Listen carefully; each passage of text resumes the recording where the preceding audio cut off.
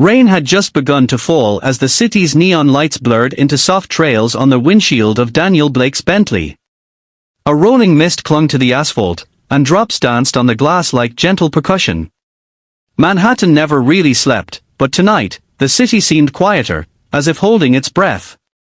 Inside the luxury car, Daniel sat in near silence, his hand resting heavily on the steering wheel, watching the wipers sweep side to side like a metronome to his thoughts. His 7-year-old son, Liam, sat in the back seat, gazing out the window with the stillness of a boy who had learned to carry silence like armor. It had been 10 months since they'd buried Emily. 10 months since the fire devoured their home, their rhythm, their safety, and the only woman who had ever made Daniel's life feel worth living. His empire, built from concrete, glass, and ambition, stood stronger than ever. But inside, Daniel had crumbled. Liam's voice broke the quiet. It was soft, a tremor of a sentence that sounded more like a question born from longing than anything else. "Dad, that homeless woman, she looks just like Mom." Daniel blinked. He almost didn't respond. He had learned to brush off Liam's occasional sightings, phantoms of grief that appeared in the shapes of strangers. But this time, there was something different in Liam's tone, something urgent, awestruck. He looked. Across the street, under a flickering lamppost just beyond the entrance to a weathered church, stood a woman wrapped in a brown shawl, her arms folded tightly to fight the cold. She was gaunt, her hair wet and curling from the rain, strands plastered to the hollow of her cheeks. But it wasn't the shawl, or the posture, or even the hair, it was her face. Or rather, the shadow of her face.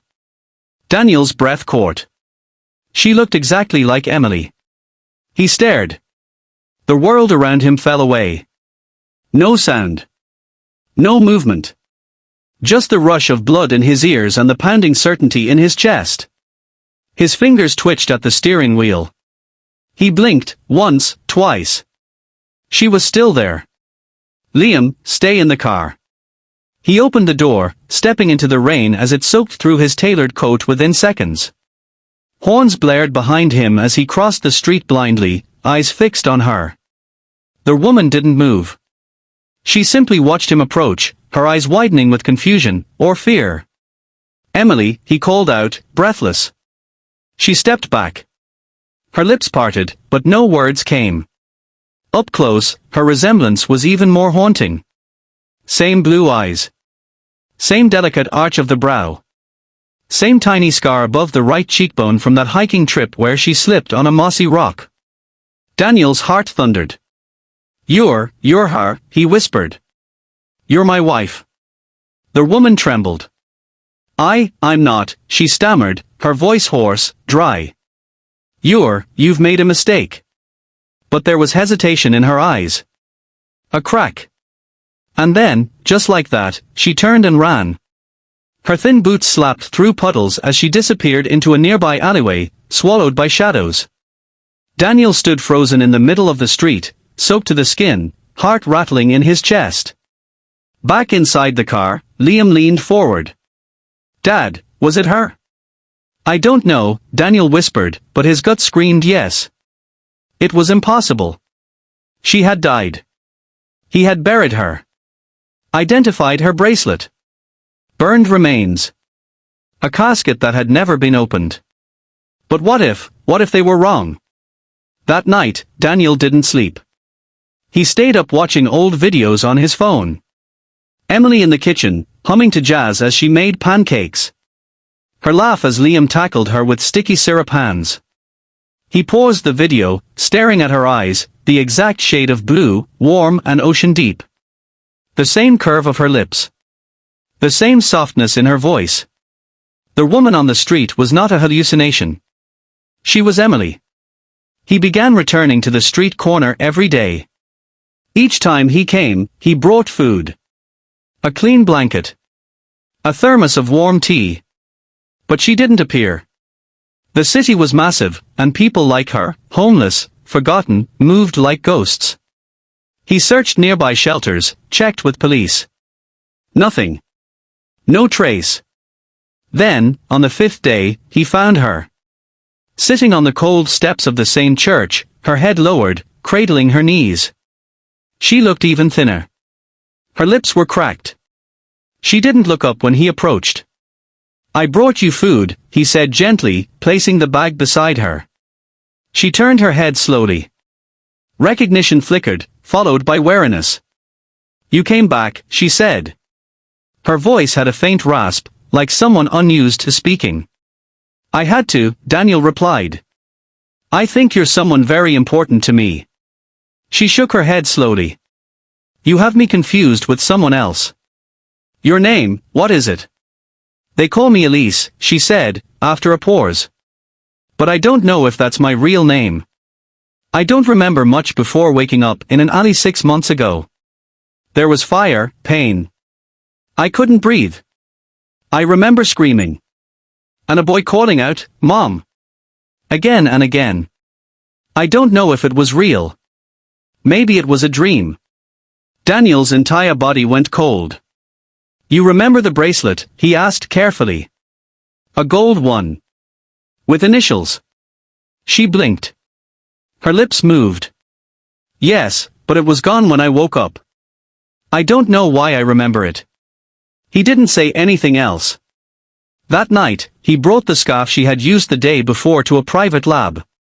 He had taken a single strand of her hair. He sent it for testing, cross-matched with Liam's DNA. The results arrived 72 hours later. 99.9% biological match. She was Emily. He cried for the first time since the fire. Not from grief, but from relief, from confusion, from a storm of emotion too big for his chest. The next day, he found her again. This time, he sat beside her, clutching the test results. "You are Emily Blake," he said. "You're my wife. You're Liam's mother." She flinched. "No," she said, shaking her head. "No, I can't be. I don't feel like her." He showed her a picture of Liam. "This is your son." Tears filled her eyes as she looked at it. Her lips quivered. "I know him," she whispered. "I see him in my dreams. He's always calling me."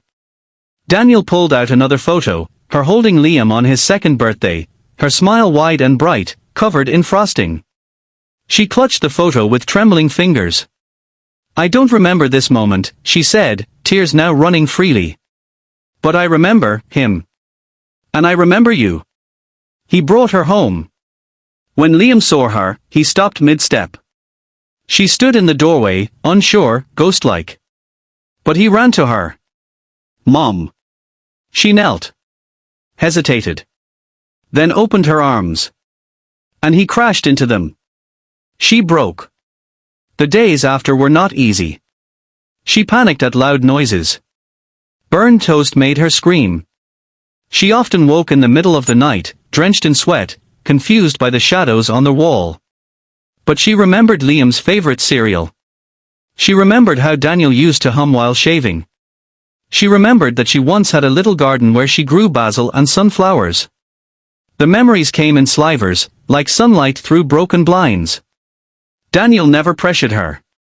He simply loved her, quietly, completely, until she began to feel safe again.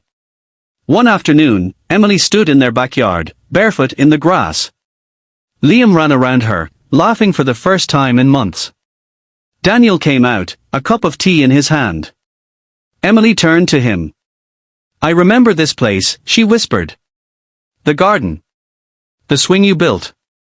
You always said it was your piece." "It still is," she said. Then, slowly, carefully, she wrapped her arms around him. "I'm back," she said. "Not all of me. Not yet. But I'm finding her. Day by day." He held her tightly. "We'll wait. No rush. You're already home. Because sometimes, the people we bury aren't really gone. Sometimes, they are just lost, waiting to be found, waiting to be loved enough to return. And sometimes, when everything seems burned beyond repair, life gives us one small flame. And that's all it takes to light the way back."